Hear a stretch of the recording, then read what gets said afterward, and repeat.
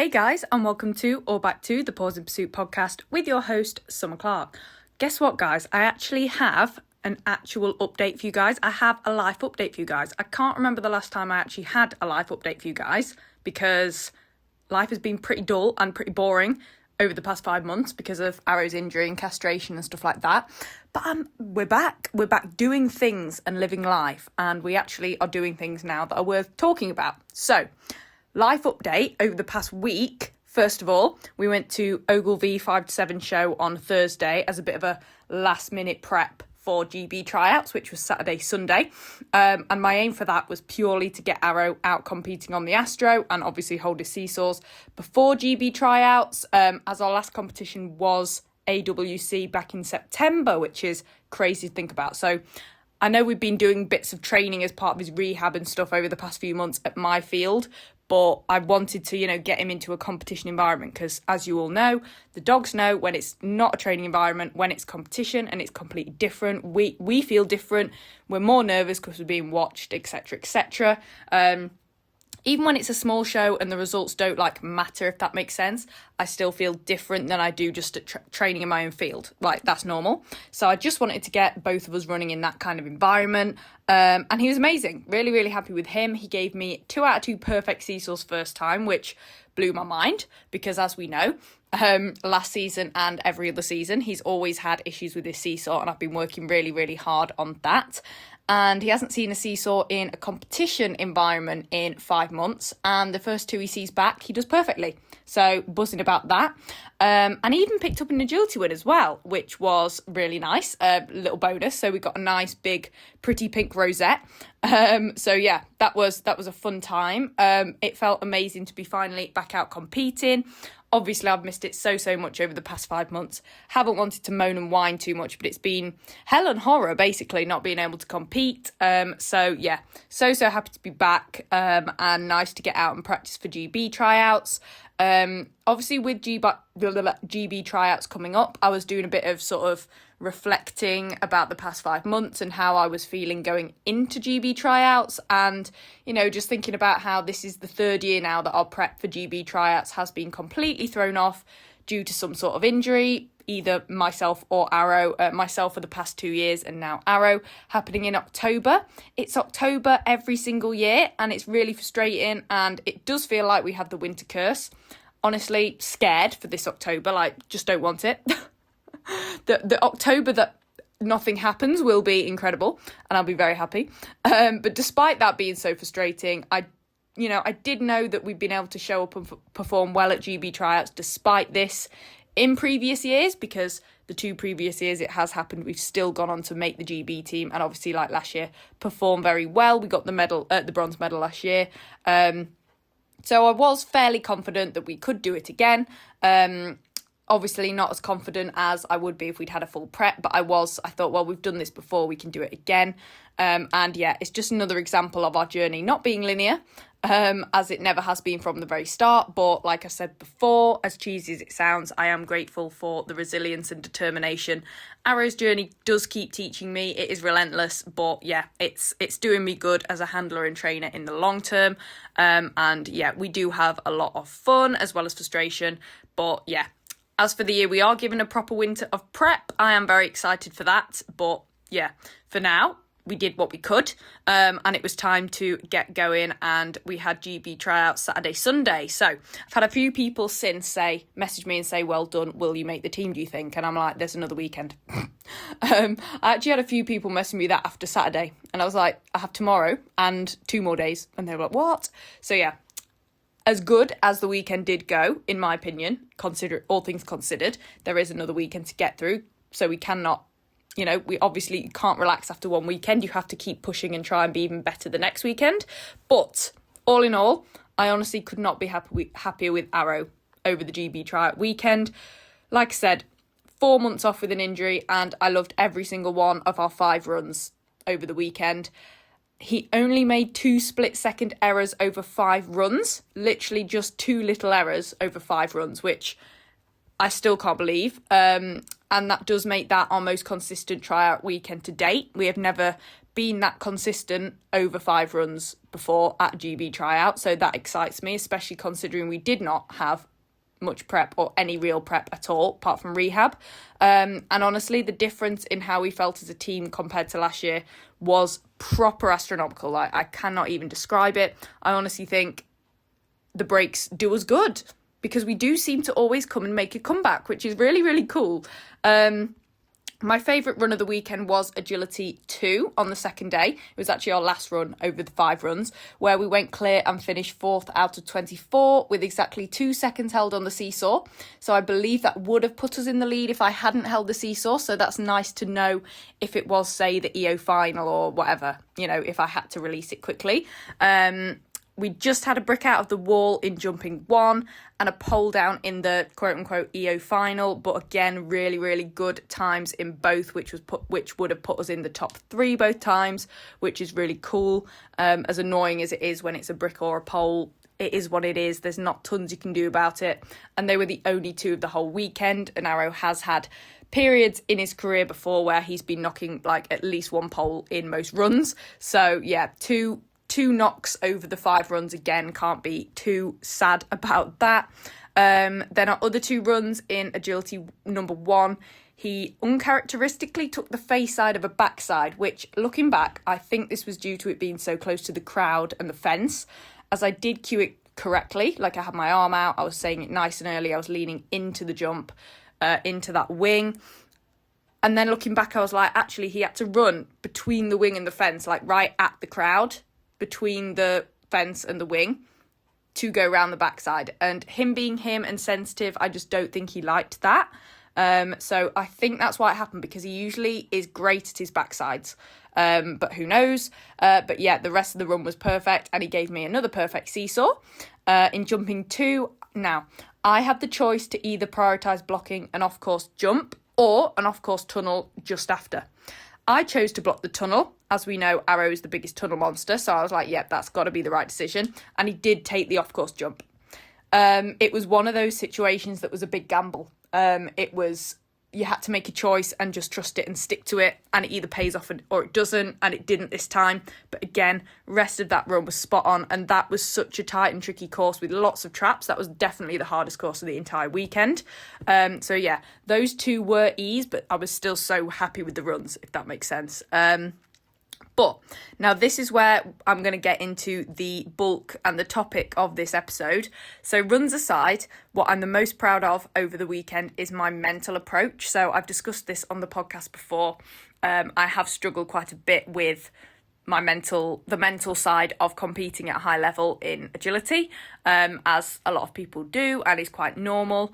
But yeah, it has got to me quite a bit over the years, and I've fought it obviously the whole time, not let it get the better of me, but it has kind of dampened the experience, if that makes sense. It does add stress and take the fun out of it, and I've said that a lot before.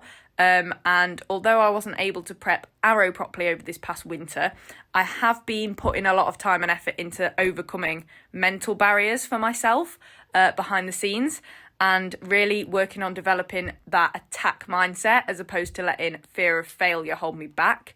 Attacking the course instead of playing it safe because I'm scared of going wrong and getting E'd and, not having that result, if that makes sense. So I've been hugely working on that. And it really did feel like it paid off at tryouts. I made handling decisions that I knew were best for Arrow and executed them all with confidence. I did not second guess myself. I did not watch other people and change my mind last minute. I followed through and pushed through with everything that I said I was going to do. When I was walking it and watching it, I was like, yeah, I'm going to do this method. This is best for Arrow. And I did all of those. There wasn't any point where I watched my video back and was like, oh, I chickened out of that. Oh, I shouldn't have handled like that, if that makes sense. Even when it went wrong, I still stand by my handling decisions, if that makes sense. And that is a great feeling. And it makes dealing with ease and bad, quote unquote, bad runs, easier, because you think, well, I still stand by my handling. And it was just one of those things that the dog just did something. And, it's just one of those things. It's not like I think that was my fault. That's the worst feeling, as you all probably know. But yeah, I felt stronger, both physically and mentally, at tryouts this year, and more confident as a handler than ever before. And this is where, this is what I'm going to be talking about. So I've been working with, and to be fair, it is very much due. Like I should probably have been working with someone like this for years, but I'm finally working with a sports psychology coach to help me psychologically and with my mindset and the mental side of agility. And I've only done a few sessions over winter, but it has made the biggest difference. So biggest shout out. I'm working with Kate Smith-Moore.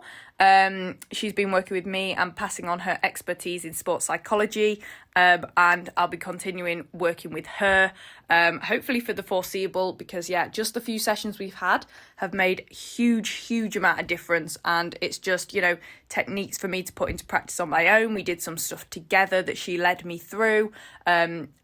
Just techniques that you need that professional to guide you through and just tell you what to do, because these people are trained in sports psychology, and they're the people we need to go to when we're struggling with it, and like I said, yes, it does cost, but anything worthwhile does, I feel. You have to pay for every service, and this is an investment.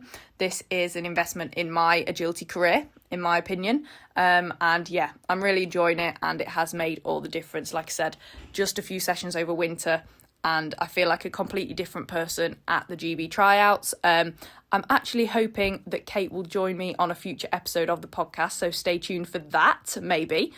Fingers crossed, because I'm sure she has a lot of wisdom to share with you guys as well.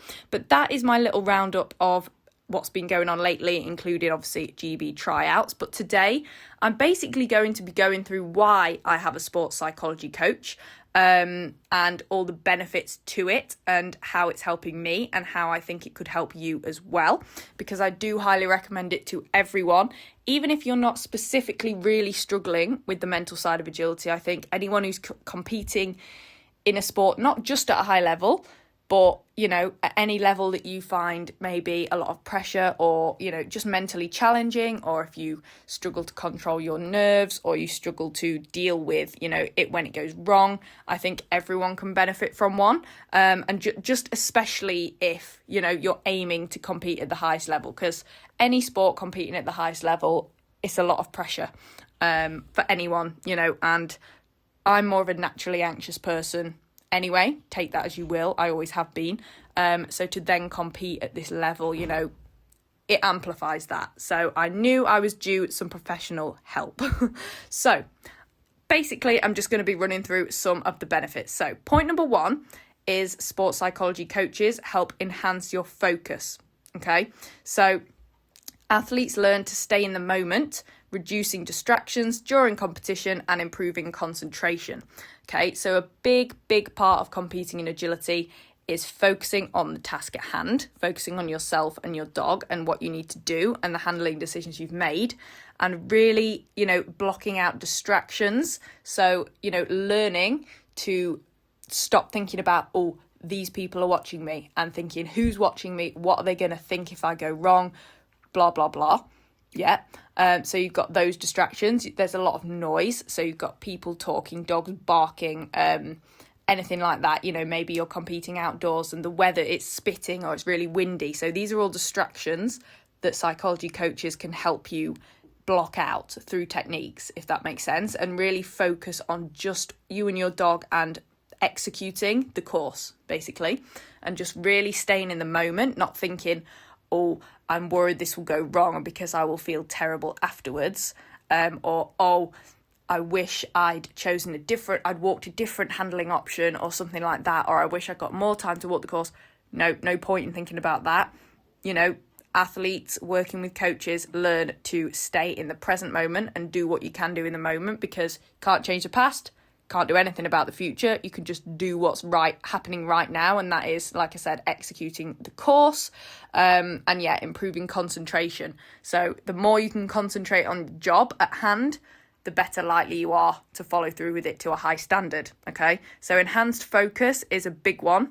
Point number 2 is increased confidence. Now, I think everyone would benefit from having a little bit more confidence on the course.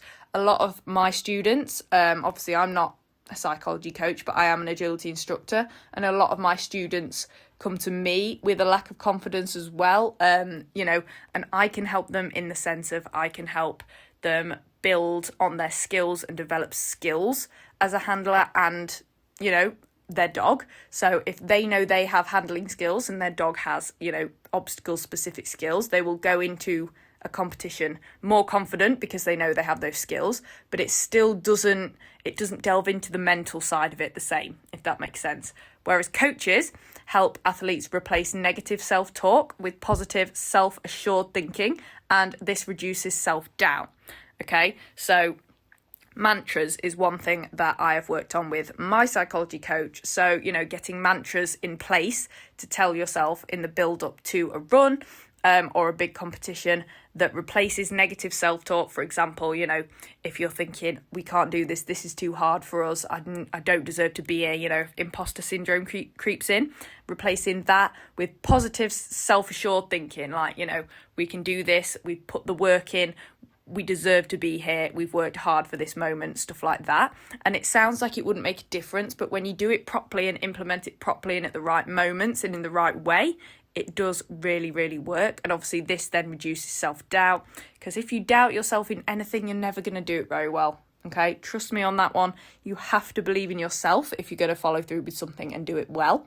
If you doubt yourself, and as well, if you don't trust yourself, then how is your dog going to trust you on course, if that makes sense? If you don't believe in what you're asking of your dog and what you're doing, how is your dog meant to be confident in you? Okay, I think that's part of the reason why I feel like our runs went so well at tryouts this past weekend, is because I was confident in all my handling decisions, whereas in the past I've not been. And therefore, how do I expect Arrow to, follow my lead? Because I'm not even sure if I'm doing it right.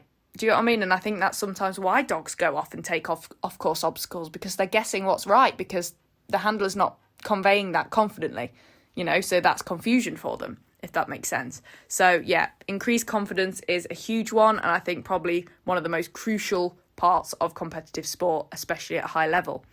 Point number 3 is stress and anxiety management. So techniques such as breathing exercises, visualization and relaxation are used to manage pre-competition nerves and high pressure situations. So honestly, breathing exercises, incredible.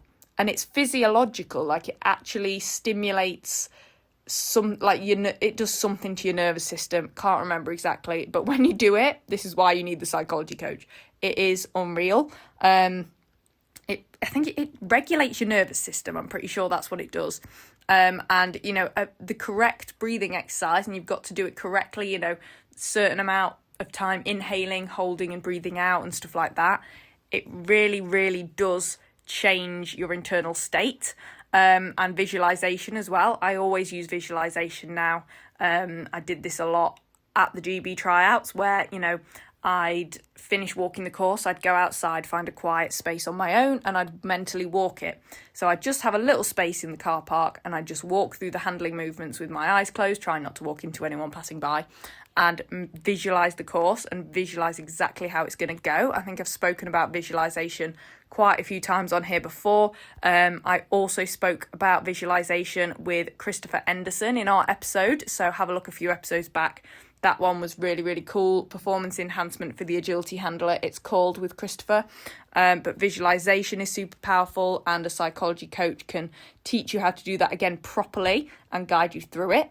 And obviously relaxation. So the more relaxed you are going into a run, obviously you've got to be alert, and, you've got to have some of that fight, because there's the fight or flight, isn't there? You've got to have some of that kind of adrenaline, so heart pumping, you've got to have that to be focused and alert for the run and perform well. But too much of that, and it is just stress and anxiety. So you have to relax the excessive stress and anxiety, so you've just got enough to keep you going and get you through and keep you alert, but not too much where it completely paralyzes you, and you're struggling to breathe, your mouth's dry, your chest tight, your throat's tight, you're shaky, stuff like that, because that will not help. So the relaxation technique can really help to turn down those unhelpful sensations, essentially, that are just going to make you, they're going to not ruin, but they're going to make it harder for you to perform well, if that makes sense. And pre-competition nerves, there's not a lot of people that don't get nervous. A few people have told me they don't get nervous, but I don't know how true that is. Everyone has to have a little bit of something inside when they go to compete. Otherwise, I feel like, what's the point? We wouldn't do it. Because if we don't get nervous at all, surely that means it doesn't really mean as much to us. I think nerves are a sign it means something to us, and that's completely fine. I always say I get nervous. There's no shame in that at all. But when they get to the point where they're making you perform worse, you need to do something about that. So high pressure situations, obviously your nerves are going to be higher. With more pressure comes more anxiety, generally speaking. So a psychology coach can really help manage those emotions, those unhelpful emotions, when they get to that level where they are unhelpful.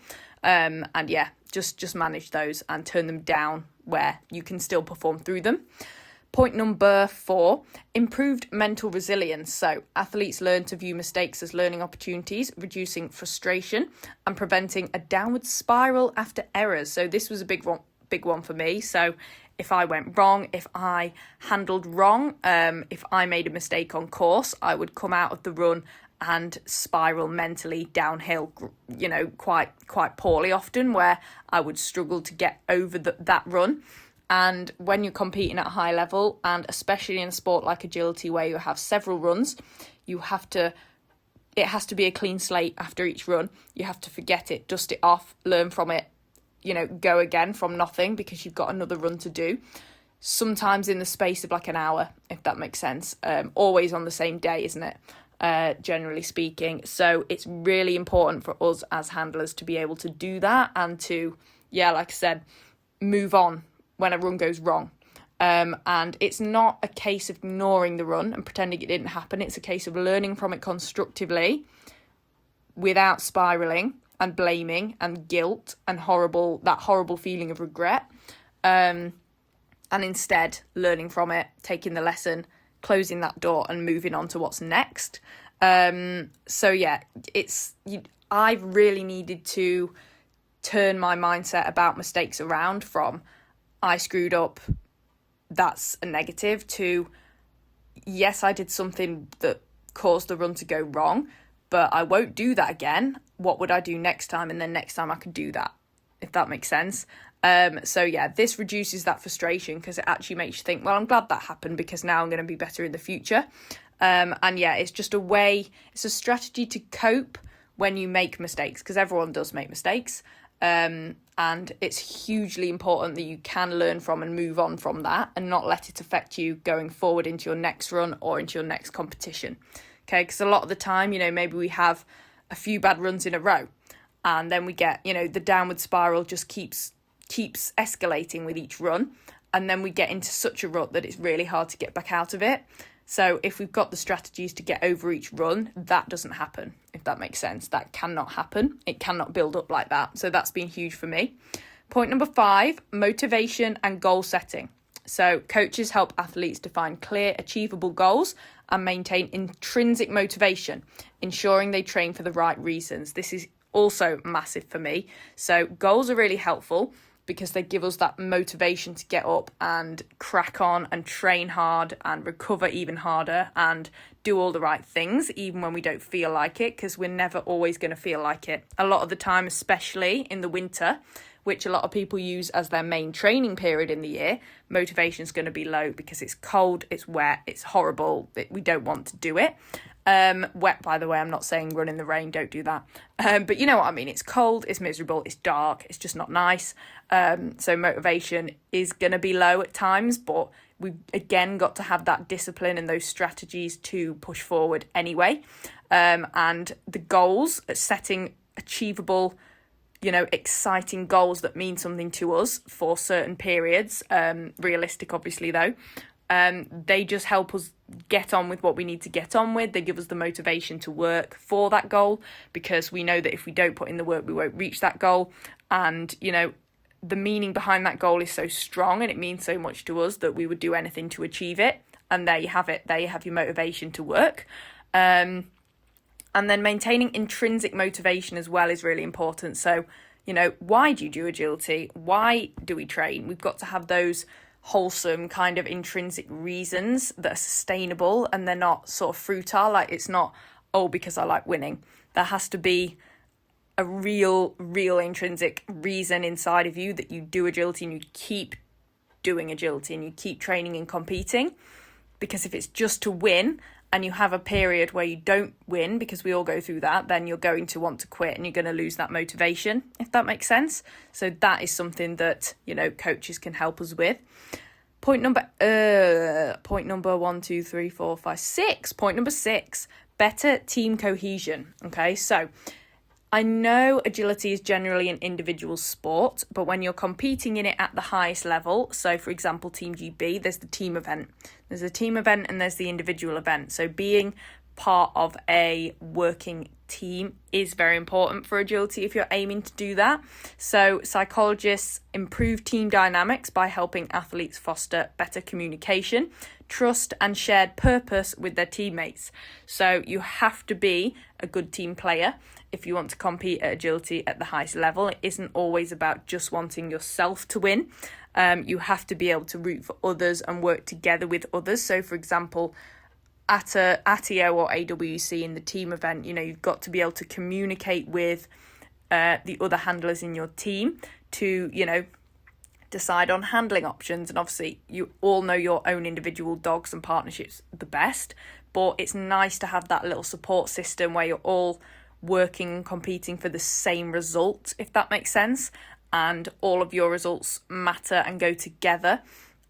So being able to communicate with these people effectively is going to make that experience way smoother and more enjoyable and set you up for much better success as a team.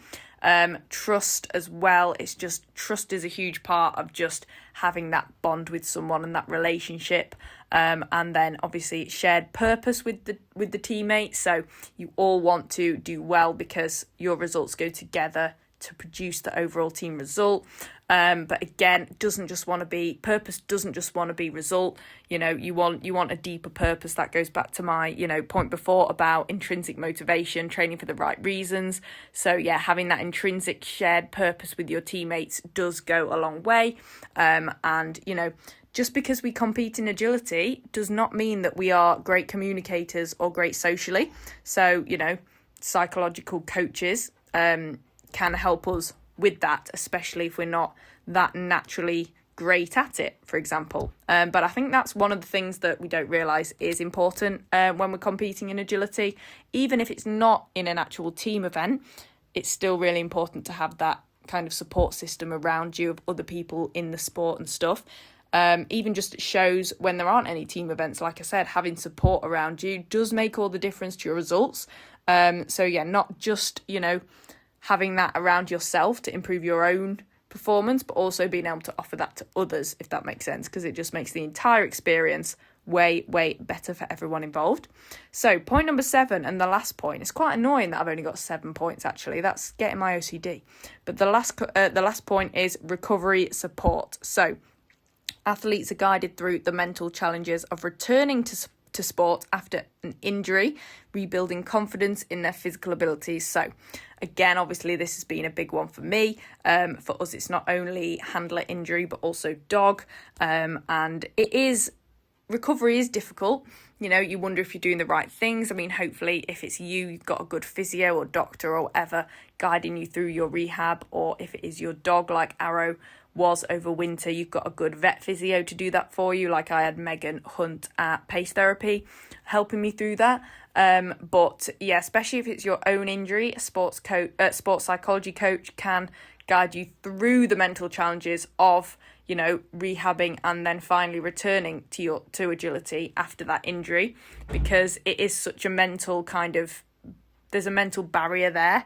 And it is purely just your brain and body trying to keep you safe, saying that last time you did this, that happened, or it's been hurting for this long, or, you don't want to experience that pain again, so be careful. And it is really hard to just trust your body and get back into it properly. And also knowing, when to hold back, when to get back to it, when to, go a bit harder, stuff like that. But yeah, so the psychology coach can just help you with the mental side of coming back from an injury, while your physio or doctor or whoever helps you with the physical side of it and gives you the timeline of when to return and how to return and stuff like that. So it's handy to have both. And obviously it's the same with your dog. If your dog is injured and coming back, it's just as hard on us as if it was actually us. So the psychology coaches can help us, with the mental challenges of returning our dogs to injury, because that's also hard. And there's often more guilt and worry attached to that. Potentially, because we're thinking, well, we're doing this to the dogs, it's up to us, we're doing it, we're asking this of them, and we're scared that they'll get re-injured and it'll be on us, if that makes sense, because that's an awful feeling. So that's really important that we can get our heads around that. And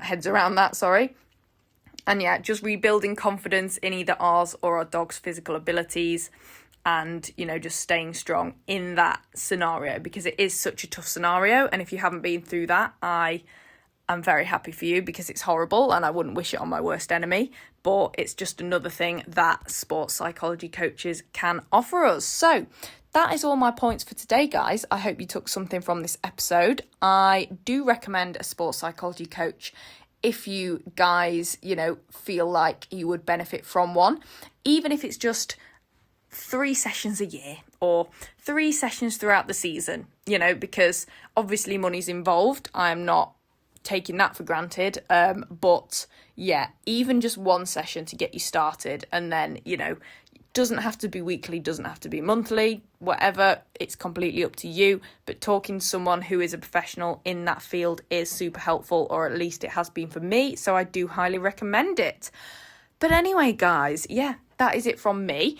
Don't forget to follow me over on social media at Pause in Pursuit. That is also where you can pop me a message. Please do keep sending me your podcast topic requests and recommendations, both solo and guests.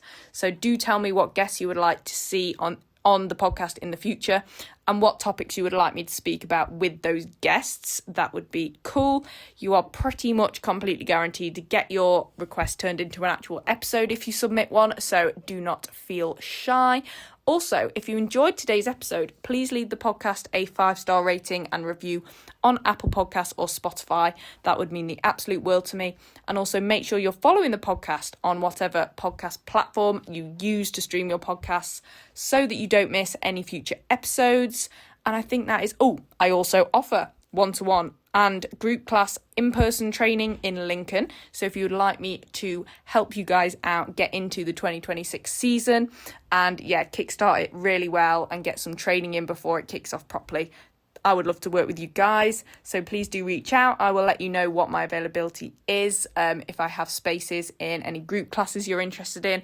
But yeah, just send me a message over on social media and I will get back to you ASAP. But yeah, I hope you enjoyed this week's episode, and I will let you guys get on with the rest of your week. It's Crufts week next week, guys. Can't believe it. And I will be dropping the March Q&A on Wednesday night next week, which is the day before Crufts starts. So what a way to kickstart your Crufts. Honestly, you're welcome. Have a great week, guys. Bye.